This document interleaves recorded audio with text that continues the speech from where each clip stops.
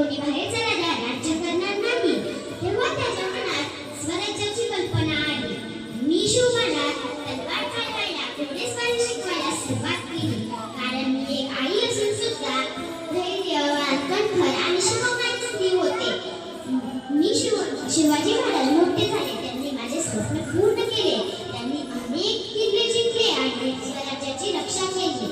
प्रत्येक यशस्वी मुलामागे आई असते आणि मी शिवाजी महाराजांच्या मागे होती. माझा अभिमान आहे की मी एक राजमाता आहे. मातृत्व, शिक्षण यांचे उत्तम उदाहरण. चला तर मुलांनो, आपण ही जिजाऊसारखे धैर्य, प्रेम आणि देशभक्ती शिकूया. आईसारखी आई जिजाऊ. जय भवानी, जय शिवाजी, जय जिजाऊ.